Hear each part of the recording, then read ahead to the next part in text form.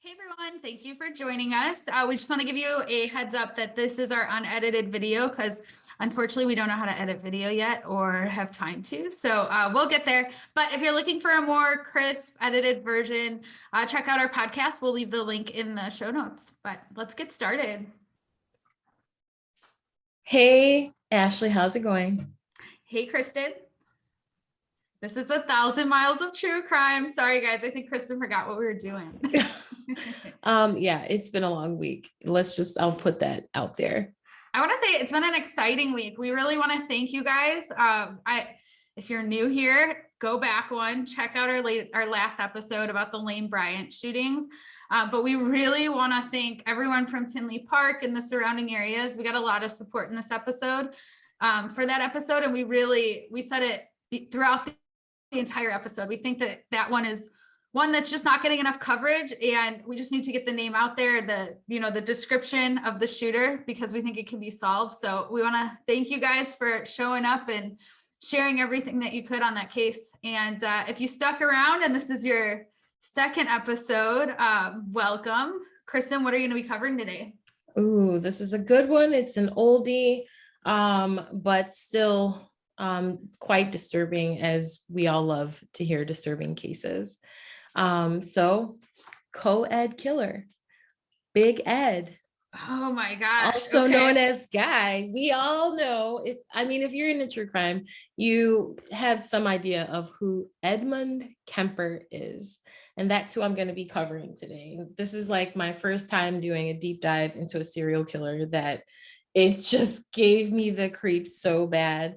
And the reason I got so, hung up on wanting to cover Edmund Kemper is because I watched Mindhunter. And let me just say, if you have not seen it, you need to watch it. Season 1 and the early parts of season 2 cover bits and pieces of people interviewing Mr. Edmund Kemper. And it will send chills up your spine if you're into that kind of stuff. So I just was curious. I was super curious. I was like, I have to find out more about Edmund Kemper for myself. And so I did this deep dive, and it's not a fascination. It's not an obsession. It's more like he scared the crap out of me so bad that I was like, I need to know what all he did, because I wasn't well versed or like really familiar with all of his crimes and things like that. So I was in for some shocking and disturbing things that he did. He's a strange giant man whose relationship with his mother is basically, she was like a demeaning, abusive woman. And then his father basically abandoned him. And that is what led him down this journey of killing people. The thing that I always remember about him and that sticks out to me, and sorry if I'm ruining anything, but didn't his mom like lock him in the basement because she was afraid he was going to touch her daughters? I think it goes deeper than that. I think like I'll get into the details about his mother, but yes, she did do that. And just like that is an awful thing to do to a child. But I do believe that there were other things too that had a much longer lasting impact on him, on his psyche, and why he did the things that he did. And so we'll just dive right in. Edmund Kemper was born December 18th, 1948. Okay. I'm assuming he had a normal, childhood. There wasn't really much that I could find up until when he started, I guess, his odd behavior and death fantasies and things like that. But I'm going to give you some backstory about his parents. So his mother's name was Clarnell. She was a drunk and she was emotionally abusive. She was, I think, somewhat even living through some of her own trauma. She had, I guess, a pretty messed up childhood as well. And she was a man hater. Like, she was not a fan of men. And she was also this like massive woman. She was like 6 feet tall. So just really, really giant and very domineering. Like, she wanted a burly man. She wanted a man to like overpower her, but she was already so overpowering. It's like, you know, how are you going to find that if you are already so strong and like, you know, so Ed's mom, like I said, drunk, man hater, abusive. She actually ended up marrying 3 times. So like marriage, you know, she's trying to find the one, I guess. And so his father, his name was also Edmund. He was a third. His dad was like a World War II vet. He was an electrician by like field of whatever his career wise. That's By what trade. he was in. Yeah, by trade. And so there was like an interview that I came across, and it was saying that Ed's father was so, I guess, disliked Clarnell at this point in their marriage so much that he was working at like an atomic bomb testing facility. Like he didn't care. He didn't care how dangerous it was, but he's stated that working there was better than being at home with Clarnell. So it wasn't just like Ed having these feelings towards his mom, like that she was just this horrible woman, you know, because I started really thinking like, was she that bad? Like she's dead. So like, was she really that bad? But his father accounted for it, and so did her other 2 husbands. She's got a history. She does. That was her MO. So I guess at some point in their marriage, Ed's father, you know, left the home, and I guess he was like, well, I'm going to try and make things work with my family. And he goes back. And when he goes back, it's around this time that he's seeing the abuse that Clarnell is like putting onto Ed. And, you know, he's not liking it. He's quite mad. And he's like, if this doesn't stop, like, I'm going to call the law on you. Like, for real, you're not going to be belittling him and mistreating him. And so, you know, he was just like, you got to put a kibosh to this. But Clarnell's like, you know, like, who do you think you are? You think you're coming in here all tough, going to tell me what to do.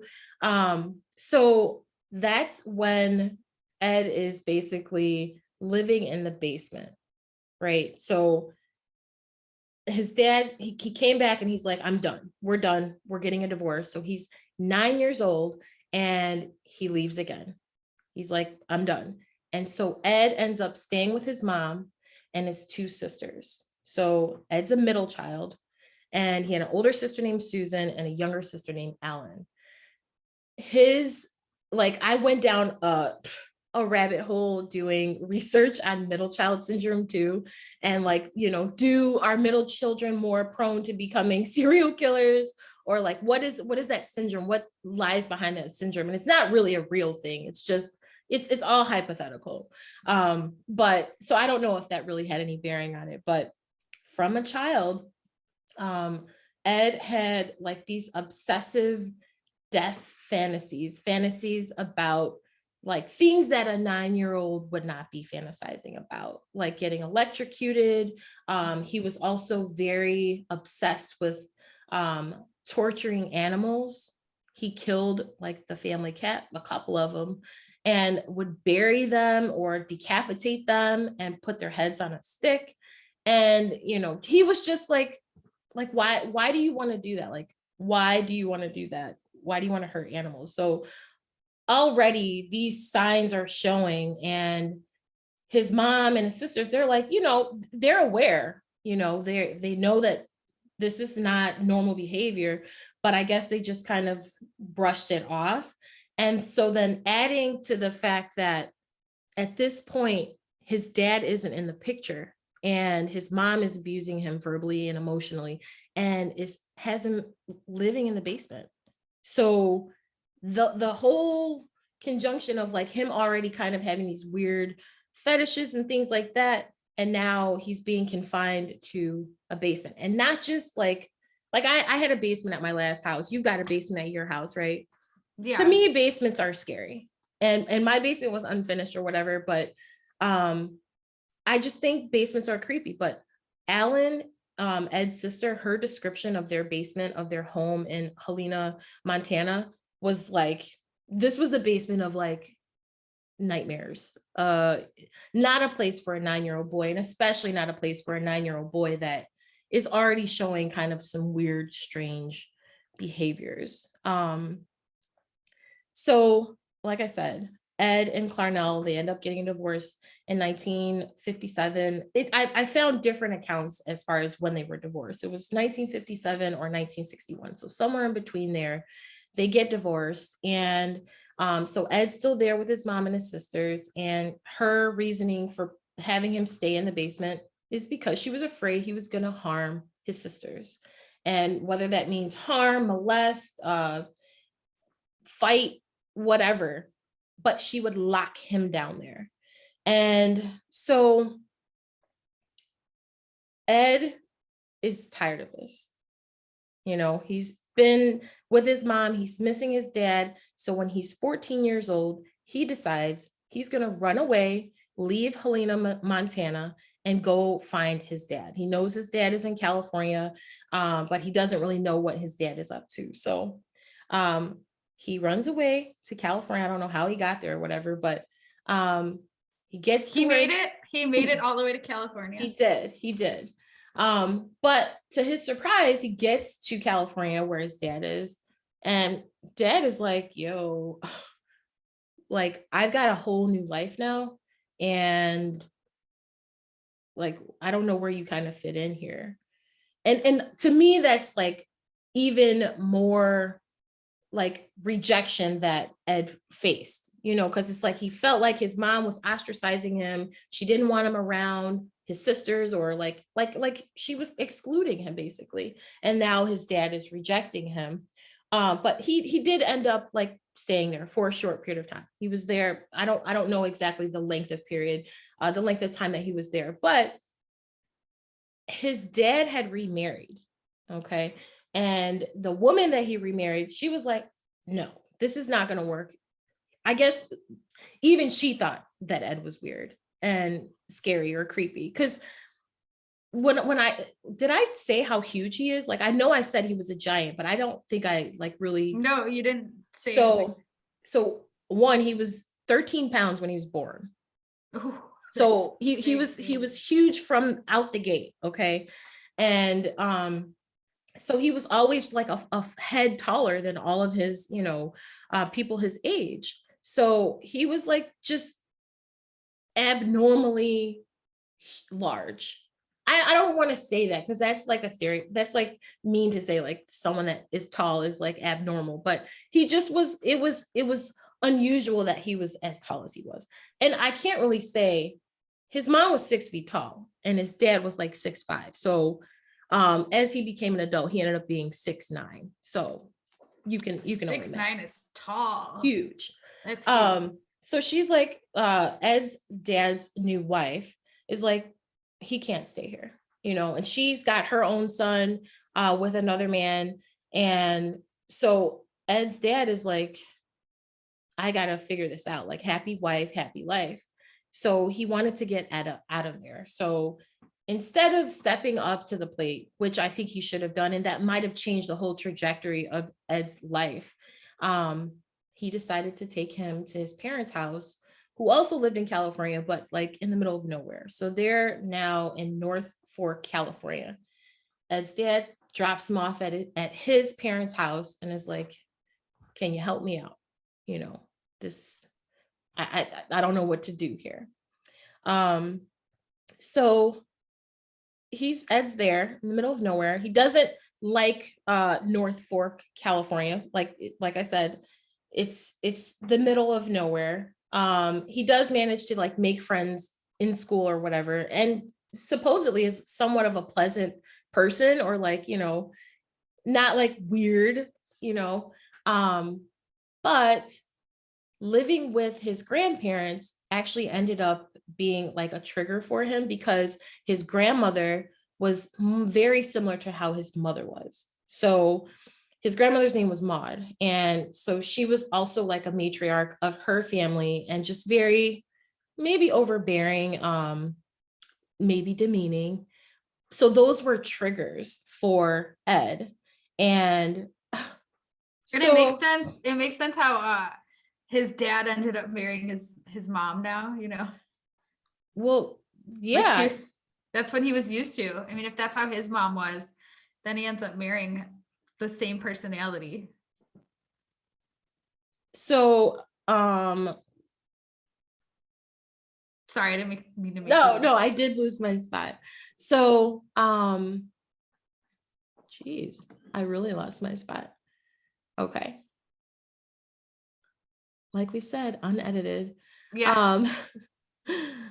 So what does Ed do? He's tired of, like, I guess, the demeaning, domineering treatment from his grandmother, which I really don't know if it's really to that extent, because he's still doing the things that he was doing when he was at his mom's, like herding animals, shooting birds, shooting squirrels. And like they're in the middle of nowhere. So, there's plenty to shoot at or whatever.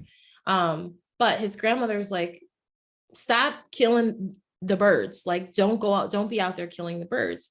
And Ed decides he's going to kill his grandmother. That's why he decided to? You can't kill the birds? I mean, I think it's obviously deeper rooted than that, but just being in the presence of another demeaning woman was like a trigger. And then he's angry at his father because his father's just kind of abandoned him. So on August the 27th in 1964, Ed decides, hey, grandma's got to go. He shoots his grandmother, Maud, 3 times, once in the head and twice in the back. All right. His grandfather's not there. He's out grocery shopping. And so he's 15 years old when this happens. 15. And so his grandpa's coming back from the grocery store and like taking groceries out of the car or whatever. And so Ed is now realizing, oh crap, like what is my granddad gonna think? I just killed grandma. So instead of, facing the horrible, horrific thing that he did, and instead he just decided to kill his grandfather too, so that his grandfather wouldn't have to see what he did. Brutal. Okay. And apparently, like, I don't know if there's any real truth to this, but they also said that there were stab wounds in his grandmother as well. But I read that right, the 3 shots weren't enough. Yeah, overkill. Sad as hell too, because I think about my grandparents and I'm like, oh my gosh, like, why would someone ever want to do that? I don't know what type of relationship he had with his grandparents, and they were his paternal grandparents. So like, if his dad was in and out of the picture, like, was he not really super close with them? And it was just, he was less emotionally attached. So it was easier, I guess. I don't know. I'm not a serial killer. I'm like, still murder. I don't. Yeah. So like, I just have to stress again, he's 15 years old. So he's arrested, right? After murdering his grandparents, and they are basically evaluating him and trying to figure out, like, why would a 15-year-old do this to their grandparents? And it was found out that he was a paranoid schizophrenic. I didn't know that. Yeah. So I don't know if that's, factual, right? Like, that's what the documentation says, that's what his medical records say and all of that.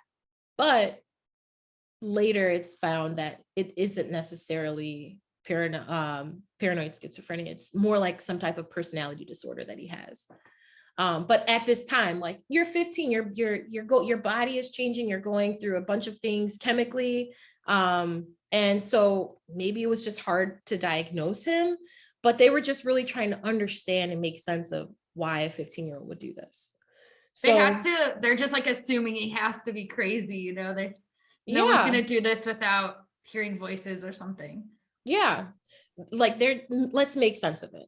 And that's what they went with. And I also feel like for that era or for that time, that was just what they did. Like, this person is just crazy. Like, they just did this because they're crazy.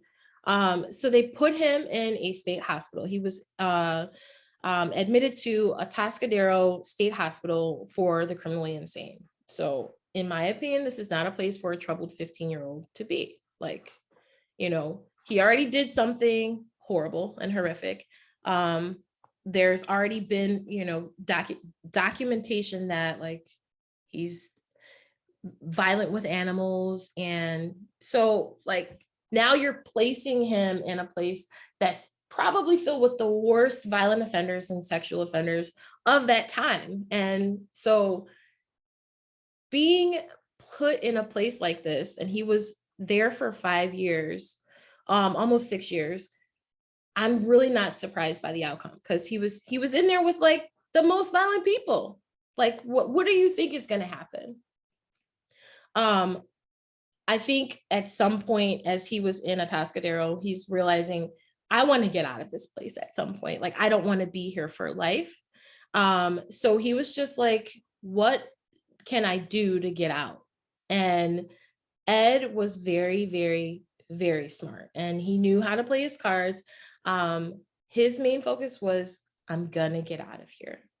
So because Ed was on this mission, and because he was so smart and charming, they allowed Ed to administer other psychiatric tests to other inmates at Atascadero. That's a thing. That's a task you can give another. Mind-blowing. Like, where's the medical staff? I mean, are there that many people in there that you have to have a 15-year-old boy that murdered his grandparents to, I can't make sense of it. So what do you think happened, right? Like, he's administering these psychiatric tests that are used to, I guess, identify if a patient is rehabilitated. Oh, so like just give him the answer key, basically. Yeah. And so someone with an IQ, because he was said, so it was said that when he was tested at one point, his IQ was like 137. And then later it was 145. So he only got sharper. And so to me, I feel like this is not a good idea for someone with an IQ as high as his. Like, I feel like I don't understand why you would have someone that young administering these tests. And now he, like you said, he's got the answers to the test and he knows how to pass the test. And that's exactly what he did. He was too smart and just really, really charming. Really, really charming. Like, people grew fond of him. I was going to say, he's like a wooer. Yeah. And I could see being that smart that he caught on to play dumb pretty quickly. Oh, yeah. So I bet they didn't have a clue how smart he was. No. So a 15-year-old, he kills his grandparents. He gets 5 years, right? And he's released from Atascadero State Hospital and considered fully rehabilitated. And he gets off because he's like a model inmate. 5 years. So 5 years. He's 21. He gets out at 21. Yep. Gets to have a. Oh, but this is the even crazier part. Those 2 murders ended up being expunged from his record. Because he was a minor. No. Why? Because they said, let's see. He's like fully rehabilitated. Yep. It was expunged from his record a few years later. He worked to get it expunged because at that point he was insane. And now that he's rehabilitated, it's no longer, like, seriously, like when I was researching and listening to like how they would talk about the victims, they weren't even counting his grandparents. They were saying his first victim was, not Maud. So I was like, that's crazy. I was shook, really. I was just like, this is crazy. And I want to also add that I watched an interview. I'm sorry, I didn't watch an interview in regards to this. When Ed was interviewed, they asked him why he killed his grandparents. And his words was that he just wanted to see what it felt like to kill grandma. And like I said, that he killed his grandfather because he didn't want him to be angry at him for what he did to his grandmother. How are you going to be angry if you're dead? Make it make sense. So I was really surprised by this because I wonder who else from the Atascadero State Hospital was released off of good behavior during this time, because if it was that easy, like that they were letting 15-year-olds administer the psychiatric test, who else is out? Who else was let out? All right. That's a good point. I wonder if he was like sort of just like addicted to killing or something like that, like in the second she said, you can't kill the birds, he's like, well, like I gotta kill something. Like you're right there. I can say this puzzled me so hard because I was like, at the end of it, there was no reason. It was just like, just because I can. And he was just such a narcissistic person. His voice on the interviews that I watched, his voice is scary. Yeah. It's scary. Like on Mindhunter, I can't remember the guy's name that played him, but his voice scared me. Like when at the very end of season 1, I was like, oh my gosh. Like I was like, I had nightmares, but his real voice is equally as scary. And he's just a creepy guy. I want to look it up now. So now it's late 1969, and the late 60s and early 70s, I feel like, was a really cool time to be alive. My parents came from that generation, and I remember stories that they would tell me, and like, it was just a cool time to be alive. Like it was, the age of peace and love, and, music, some of the most amazing, best music ever, timeless music came out during this era. But this era for California was not really a good time because there were actually a few serial killers just making everyone's life a nightmare, Kemper included. There was also Herbert Mullen, and he was also a serial killer. He actually had more victims than Ed, and he was also diagnosed as being like a paranoid schizophrenic. But like, I'm just like, I'm glad I wasn't in California during this time because I probably would have not left my house. So I definitely would have ended up in a cult if I was there at that time. And then too, Herbert Mullen, like I said, like his like spree of murders is happening around the same time as Ed Kemper's. So like they're active at the same time. How confusing would that have had to been for law enforcement? But still, I'd still say the 70s was probably a groovy time, right? So Ed's actually released on his birthday on December 18th of 1969. He's 21 years old. And where do you think he went when he got out? Don't tell me back to his grandparents' house, right? Where does he go? No. So grandparents are dead.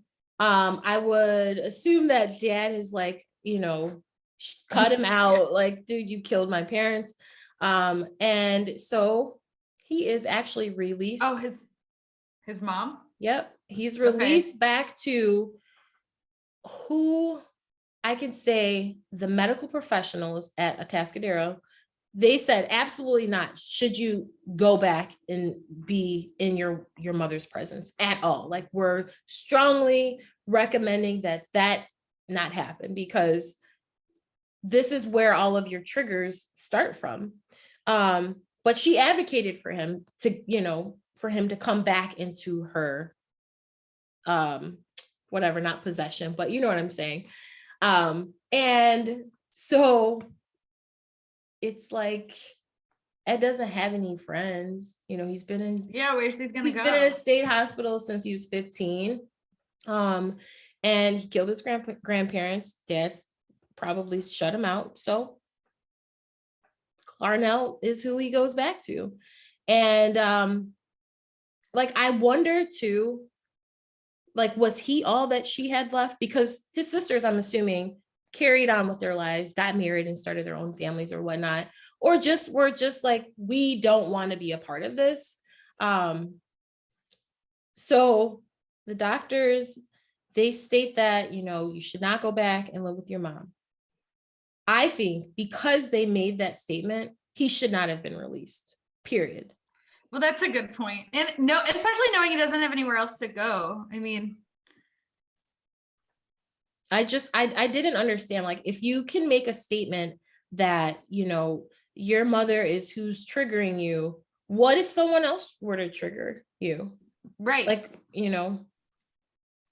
so, and then too, like, I also was like, what did Ed tell these doctors about his mom? Because all we have is really his word and her ex-husband's accounts of like her and how she was. But what could she have done outside of locking him in the basement that got to him so bad? That's what I just was really, I guess, like, I wanted to understand that. So aside from Ed, like, saying, that his mom was a terrible person, and that she was like sick and mean and evil, she didn't murder 10 people. So to me, I'm like, you're comparing apples to oranges here. And she may have like been a horrible mother to him, but I also feel like she had to have some type of remorse because she took him in when he got out, and she was advocating for him. She seemed to be the only person that was still in the picture after he killed his grandparents. Let's see. Can we take a 2-second break? Yeah. I'll be right back. 1 second.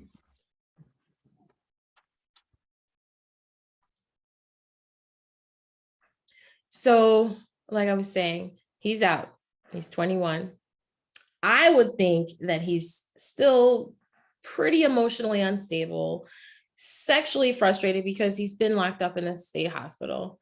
And so what is he going to do with his life now? He decides he wants to get into law enforcement. He wants to either become a state trooper or a police officer.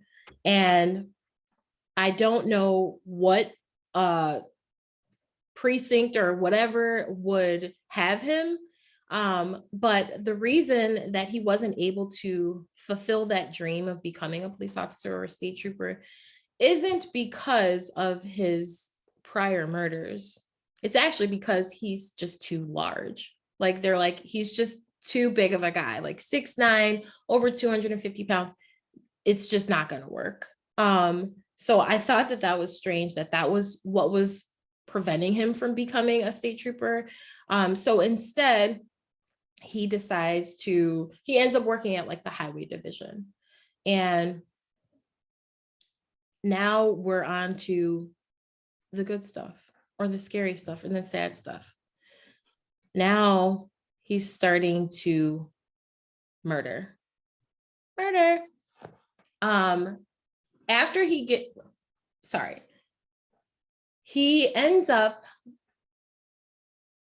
he has a motorcycle and he gets into a car accident, which I guess turned into a lawsuit because the woman that hit him, he got injured. So he ended up getting like a $15,000 settlement out of this injury, accident, whatever you want to call it.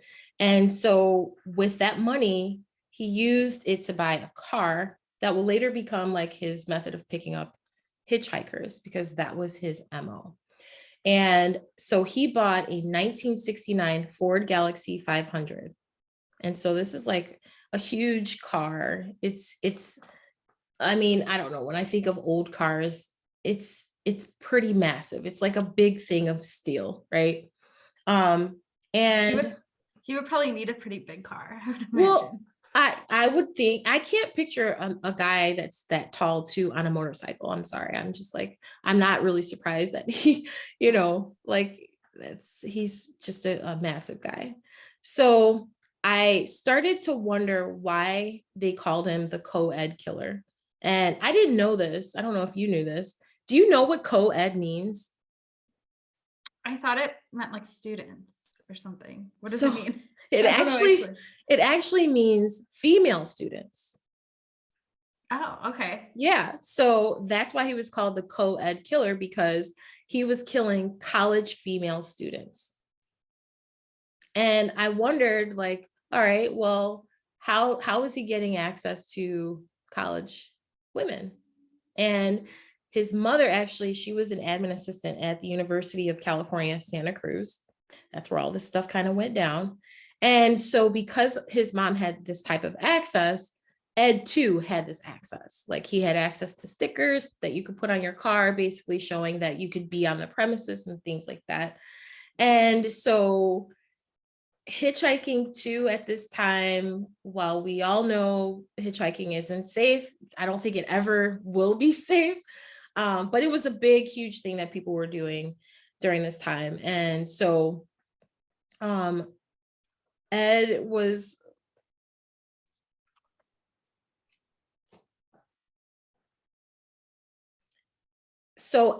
out here just picking up ladies and taking them to where they needed to be. You need a ride? Where do you need to go? I'll get you there. So it's not until he's like picked up like 150 female hitchhikers that this urge to kill starts to become very prominent again. And he's like, okay, I'm feeling the sensation and need to want to hurt someone again. And his word or term for these urges is called zappies. I don't know, like where, yeah, I don't know. Like, I don't know where that came from, but that's what he would call them, you know, when he would be triggered to do or act out. And it was also other things. So granted, yes, he's out. And at this time, he's not living with his mom. He's living with a friend. But his mom is still in his life and still, I guess, driving him mad. And so the trigger was his mom and him, when they would get into arguments and stuff like that, that would make him want to go out and do something like kill people. But I mean, he picked up like way more than 150 hitchhikers. Like, that was his thing. Like, you know, I'd say at over 1,000 hitchhikers he probably picked up and got them to where they needed to be and didn't harm them. So that too makes me think like he's not insane. This is premeditated. He picks and chooses who he wants to attack. And so, but it's at that point after he's picked up about 150 women that he's realizing, I could probably do some things and get away with it, you know? And that's scary. That's so scary to me, because it's like Uber drivers, Lyft drivers, like, you know, like this, looking at this era now back in comparison to then, and it's like an Uber driver could pretty much do the same thing, right? So I'm gonna now get into his victims, and I don't want to like confuse you or confuse our listeners, but because Ed's first two victims and that those two murders were expunged from his record, I'm gonna be starting the count at 1. So his first victim, okay, and I hope that doesn't offend anyone, because Maud and his grandfather, I want, you know, it to be recognized and known that he did commit those murders, even though they were expunged from his record. It's not you saying it, it's the state of California. Yes, thank you for that. So his first two victims were Mary Ann Pesky and Anita Lucchesa. And both of these girls were 18 years old, just two teenage girls trying to get from one college campus to another. And they were hitchhiking, of course. So on May the 7th of 1972, these young girls, they were at Fresno State University and they were just trying to get to Stanford. And what do you know? To their surprise, Ed's there to get them to where they need to go.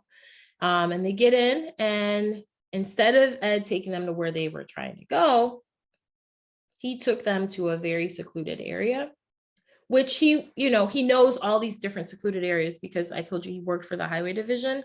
And so he took these women, these young girls, really, he strangled them, he suffocated them, and he stabbed them. And while he was actually attacking one of them, I guess he accidentally like grazed her boob, as he's like tussling with her, and like he apologizes and then he kills her. So he's able to kill someone, but like touching her breast was like, for him, weird or awkward, or made him feel like uncomfortable. And I just was like, that is creepy. It's like crossing a line for him. Like, oh, I mean, yeah, I was really confused by that.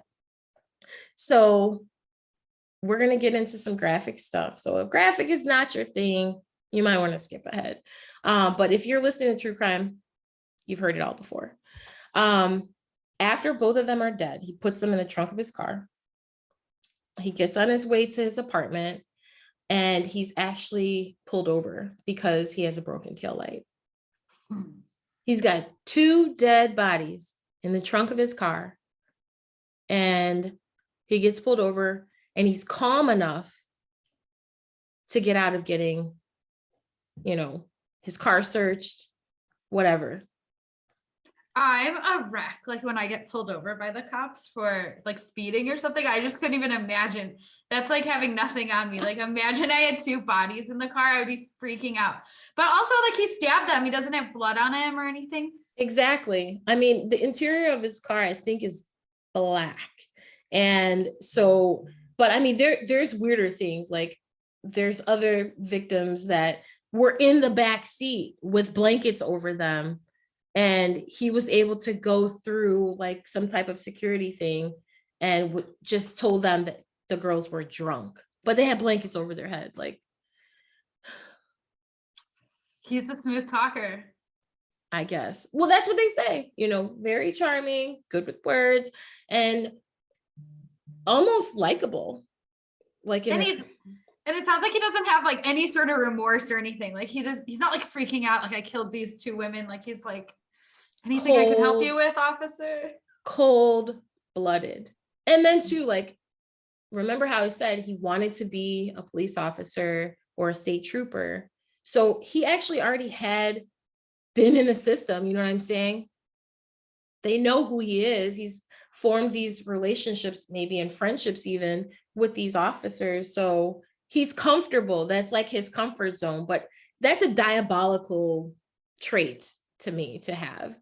I feel like he's also, the hitchhikers are probably getting comfortable with him too. Like at this point, if he's picked up over 150 people and he didn't kill them, like I would be like, oh yeah, there's Ed, let's just jump in with him. You'd feel a little more confident probably. That was actually the media's fault, I think, because I think the media presumed that whoever was like killing women during this era wasn't a college student. So they were putting out on news outlets and things like that, if you're going to hitchhike, make sure that, whoever you're hitching a ride with has this sticker for your school on it. And he had that. So, it was a win-win for him. So he gets away after being pulled over for this broken taillight. And then he goes on to take these 2 dead bodies to his apartment where he rapes their dead bodies. And he takes photos of them, and then he dismembers them. Yeah. Wait, did he dismember them just to get rid of the bodies, or was that like a weird thing he was into? That was a weird thing I think that he was into. It wasn't. Oh, that's a good point. I mean, he could easily pick them up. So yeah, he's a giant. So yeah, he's a giant. Yeah, he got him in there. And that just continued to be the pattern. And I think because when he was a child, his sister recounted that he would cut the heads off of her dolls, the hands off of her dolls. He was decapitating his cats and stuff like that. Even, so I think that that was like ingrained in him, and, he got off on that. How disgusting. I don't know how anyone could, but Ed is, in a class of his own. So those were his first and second victims. And then on September the 14th of 1972, Aiku Ku, okay, this story broke my heart because this was a 15-year-old girl. 15. Super young. And she was just trying to get to dance class. She missed her bus. And so she hitchhiked and tried to get her dance class. And she also, I mean, she's 15, so maybe she's oblivious to her surroundings. And, you know, you see this ginormous guy in this car that pulls up and he's like, yeah, get in. I'll take you to wherever you need to go. I think to myself, you know, 15 years old, is that something that I would have done? Is that like, could I have gotten into a car with a man that is that huge? And, you know, people aren't always who they say they are. Unfortunately, she won't live to know that. So Ed actually, once Aiko got into his car and he started driving, and she's like, I guess, beginning to realize she's not gonna make it to dance class, she starts like, you know, being combative and like saying like, you know, freaking out. And so Ed's like, calm down, you know, I'm not gonna hurt you. I'm actually gonna kill myself. And I just want to talk. I want someone to talk to. Okay. So she's like trying now, I guess, maybe to comfort him or something. Or, you know, she's frightened, but like also it's like, I want to make it out of this situation. So I'm just gonna try and like abide by whatever he's telling me to do. He binds her up, you know, and tells her to get in the back seat. And so she's in the back seat. He gets out of the car to go to the back passenger door to get in the car. And he locked her in the car, the keys in the car. And he was able to convince her. No. Yes. He was able to convince her to unlock the door. Diabolical. And so she's thinking, I'm going to unlock the door. And the gun is in the car too. Like he's got a weapon in the car, but she's bound, you know, and he convinced her to let him in the car. Like, I'm not going to hurt you. It's going to be fine. He gets in the car and he attacks her. Mm-hmm. So let's see. I'm just trying to understand what he could have said at that moment. I mean, she must have been terrified. Oh, I'm sure. Like, I can't even fathom the thought of a 6'9" man that large, like pressing his body on my 15-year-old body and, you know, attacking me. And I'm bound, and like I'm everything that's going through my head is like, why did I get in this car? Like, am I going to see another day? But Ed suffocates her, kills her, rapes her. And for Ed, like, this is nothing. He's literally carrying on as if like it's a Tuesday. He's not, you know, I guess I would think maybe nervous or agitated or paranoid, thinking like, do they know what I've done? No, he's carrying on. You know, he goes out to the bar and has a beer, has a conversation with cops at the bar, talking about the case and carrying on. So he takes Aiku back to his house. He dismembers her. He performs necrophilic acts with her corpse. And, you know, this is like a regular thing for him now. And he's, like I said, carrying on like nothing has happened.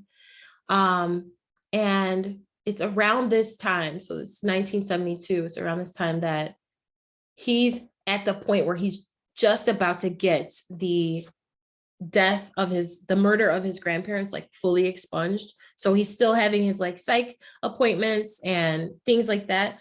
So he goes to his psychiatry appointment, and Aiku's head is in the trunk of his car. That's He goes to the bar and her head is in the trunk of the car. So this is like arousal for him, that like, I've got all this power and I can still carry on with my life like nothing's wrong, or like I've done no wrong. He went and would open the trunk and look at her head before he would like go into wherever he was going. so he's just getting like a rush off of all of this. And I wonder if part of it's also something like, and I'm so smart, all these cops don't even realize it. yeah, I mean, he's definitely on a power trip, I would say, but it's just absolutely sickening that, you know, someone could do this and had already done something so horrific and been found that they were rehabilitated. Like, what makes you rehabilitated? What makes you safe to be?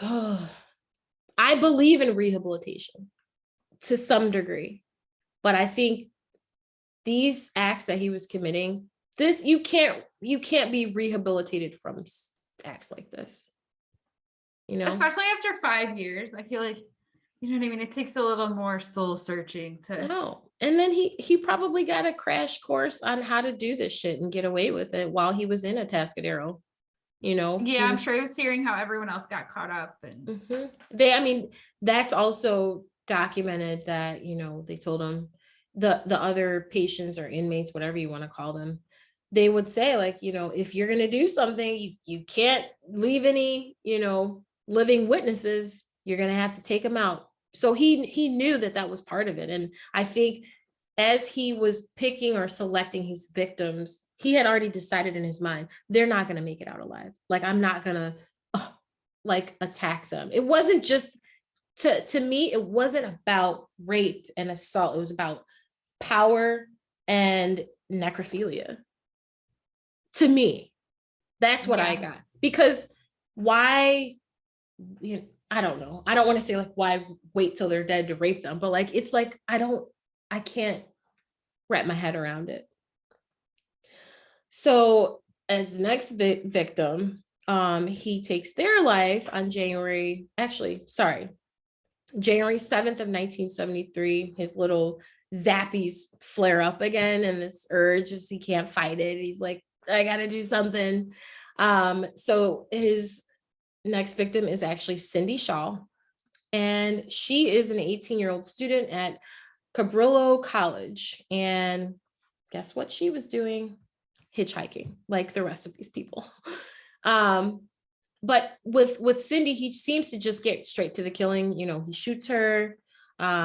It's at this point too, he's not living with his friend anymore. He's back living at home with mom, which I think is what is onsetting the timeline of now the murders are getting closer and closer together.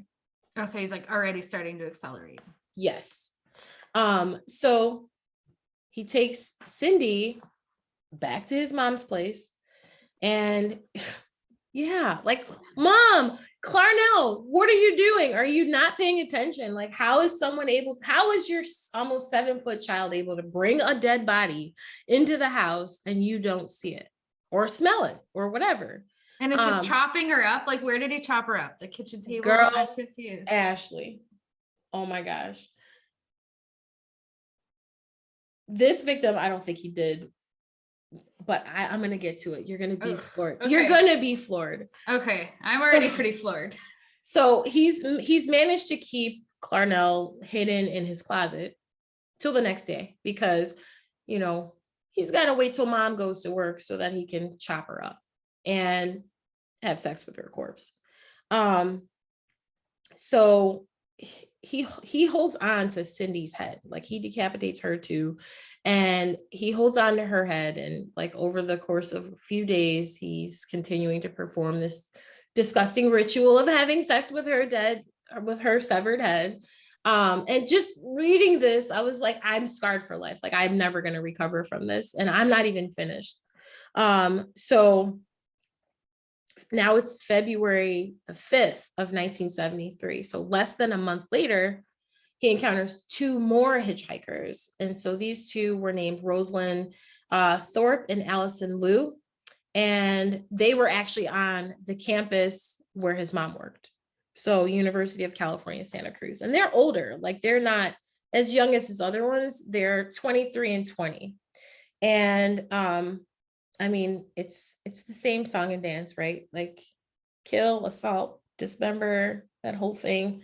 But the difference in how Ed handled the privacy of dismembering these two victims is before he was just, I guess trying to be somewhat discreet because he would take them back to his apartment and do his business and then clean it up.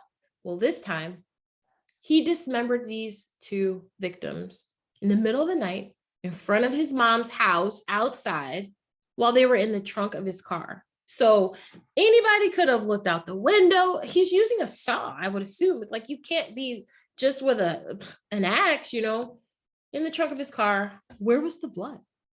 Like, right. There's gotta be a ton. Girl. And he just doesn't care. Yeah.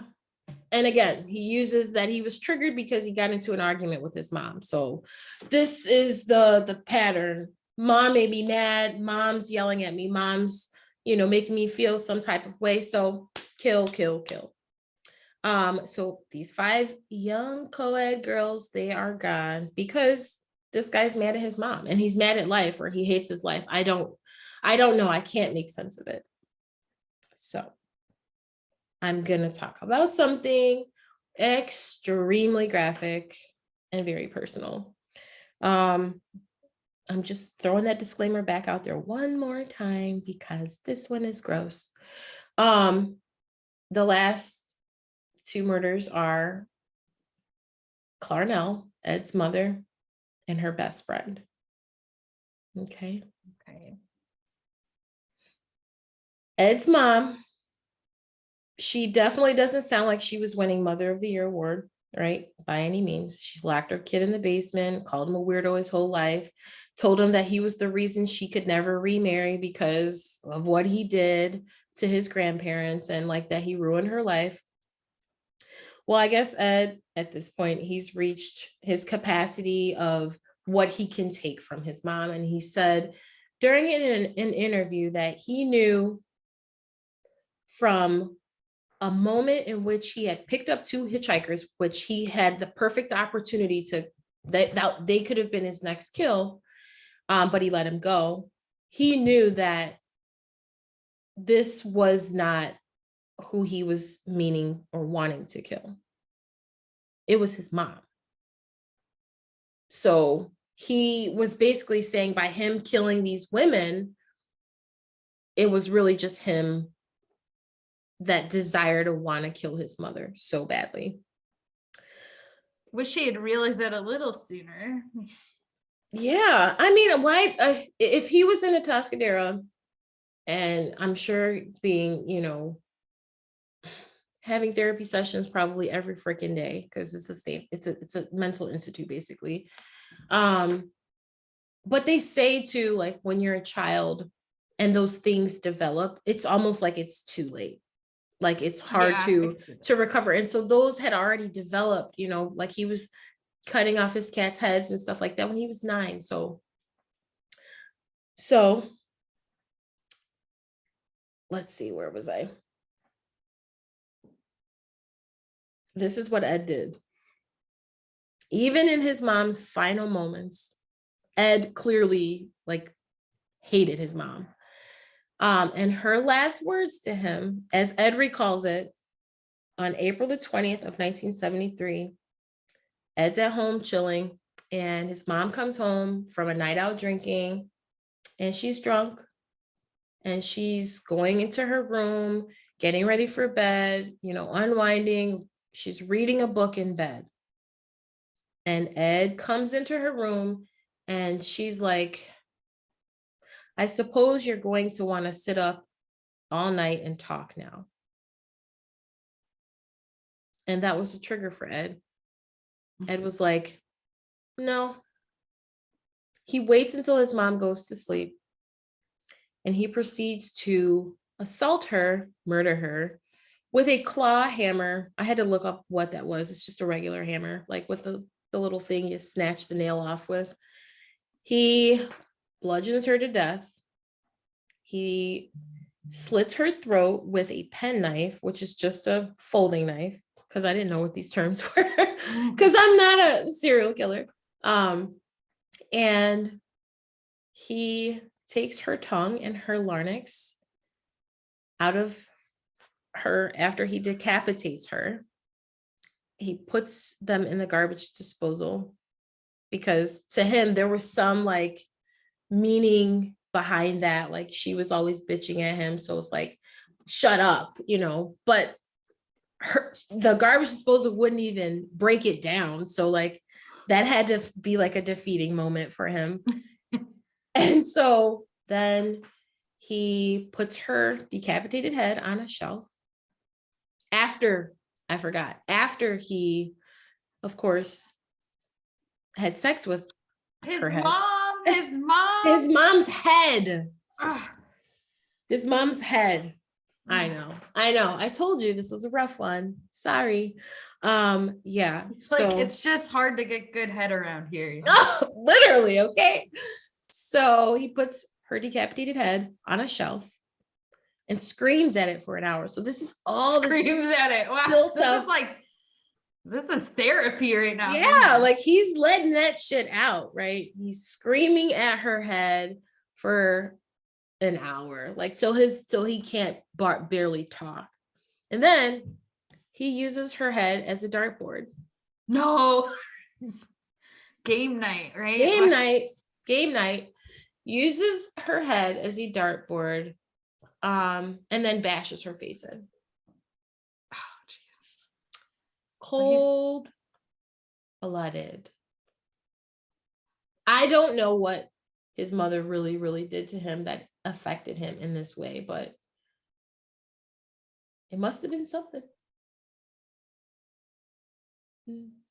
So that's definitely overkill.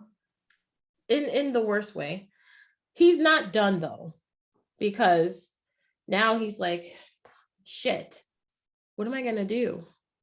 Yeah, people are gonna tie this back to me. I mean, I feel like hitchhikers is one thing because everybody was doing it. Everybody was picking people up. This is going to be a harder thing to kind of back your way out of. And so like he's panicking, trying to figure out, well, like I need a cover story or something. I need to figure out a way to get myself out of this. So he proceeds to call his mother's best friend, and her name is Sally. Let's see. Sorry, I jumped around a bit here. Her name is Sally. Sorry. She's like Cher. She just goes by Sally. All right, I found it, I think. Okay.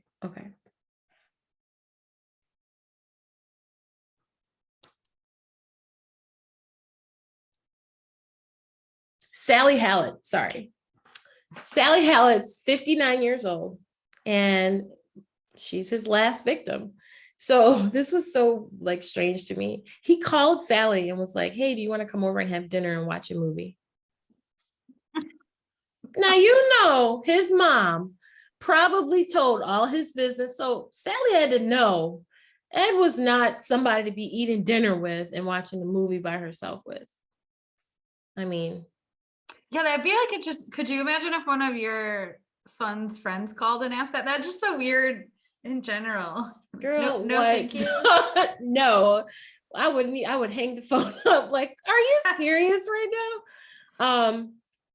So Ed, he wasn't as brutal with Sally, but he did strangle her and he put her body in another closet. So he takes his mom's body, his mom's headless body, and he puts it in the closet. And so there's all this blood on the bed and stuff like that.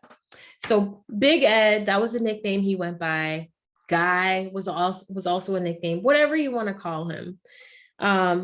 He decides to leave a note for police in the event that they showed up looking for him. And this is just really terrible to me because, one, I can't imagine being a police officer and arriving at a scene like this and like being like, what? And then there's a note. And this note, what does this note say? Girl, okay, wait. So his note reads, and this is literally what the note said. Approximately, and abbreviated, 5:15 a.m. Saturday. No need for her to suffer anymore at the hands of this horrible, murderous butcher. It was quick, asleep, the way I wanted it, not sloppy and incomplete, gents, just a lack of time. I got things to do. What? Like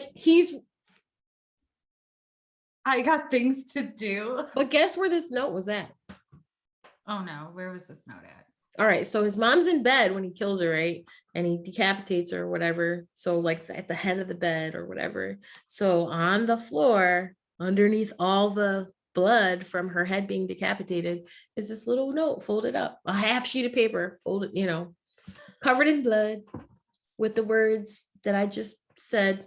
And yeah. So like, creepy. Like cops, they're like, oh, you want to like the guy, he's a big guy, Big Ed. No, Big Ed is a psychopath. So Ed, he gets in his car.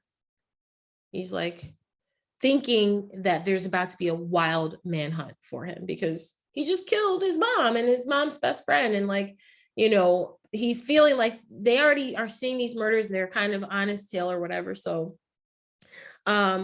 he's thinking all these cops are going to be looking for him, but they weren't. So he gets in his car and he drives all the way to Pueblo, Colorado. And for whatever reason, he decided, I don't want to do this anymore. And he turned himself in. He goes to a payphone. So like, this is like a remote area somewhere in Pueblo. And he calls the Pueblo police and he confesses to murdering his mother. And they don't take him seriously. They're like, dude, call us back. Like, we don't have time for this. But he's like, I'm serious. Like, I killed my mom. Here's my address. Please contact the officers in California and let them know to go to this address and they'll find my dead mom. And they're like, okay, dude. All right. Like, bye.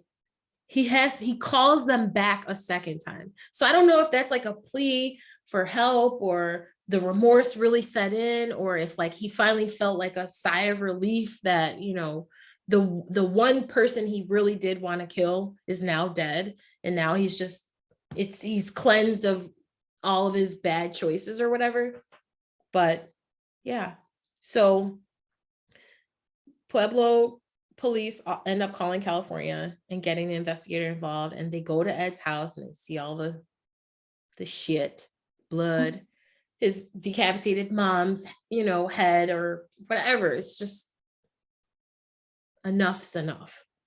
And to me, I felt like that was the most, I'm not saying I'm like mad that he turned himself in. I just don't understand what was all that for. What was killing those girls that were hitchhiking for, if you were just gonna turn yourself in?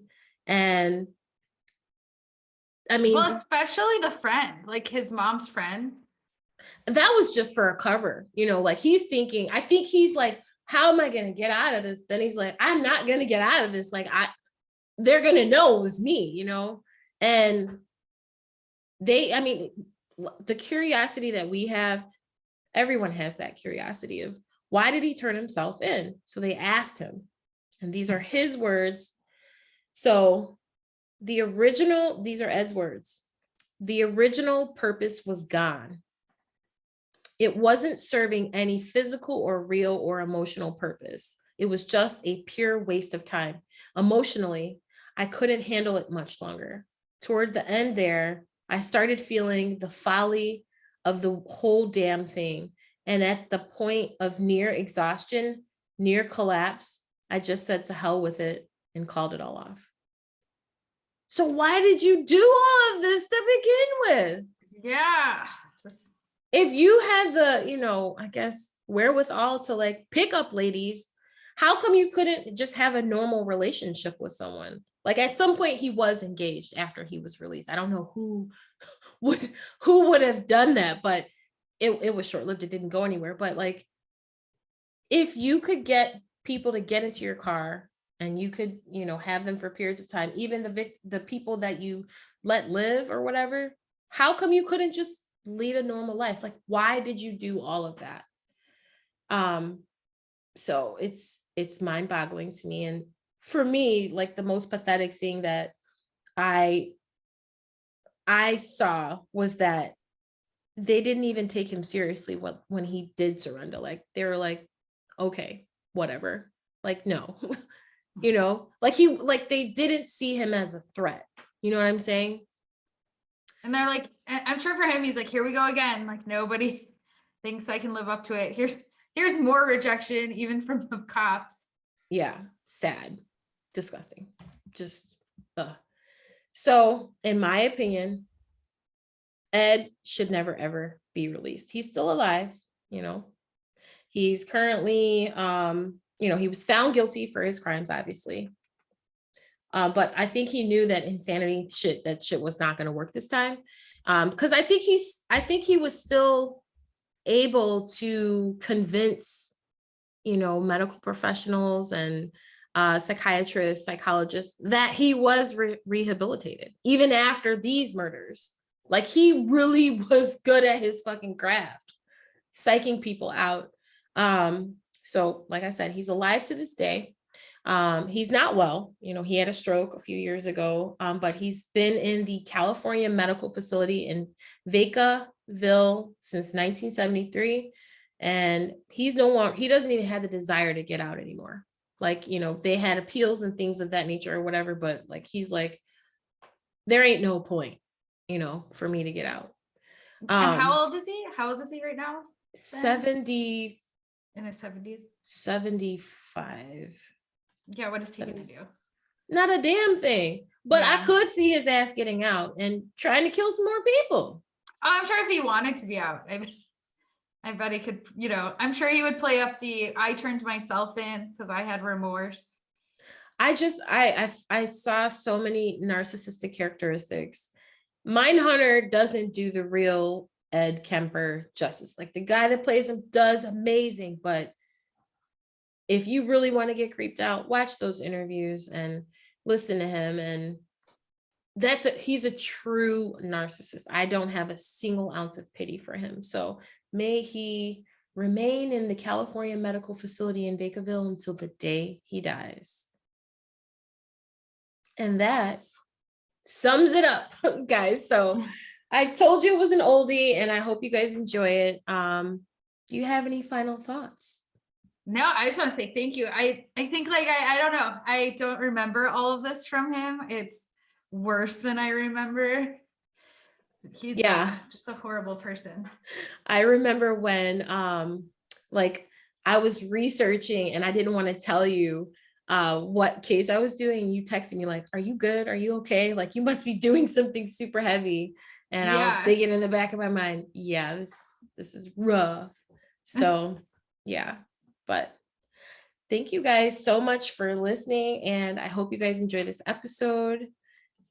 I want you guys to continue to like us, subscribe, follow us on all social media platforms. We're on Instagram, we're on Facebook, and we're now on YouTube. So thanks everyone. bye.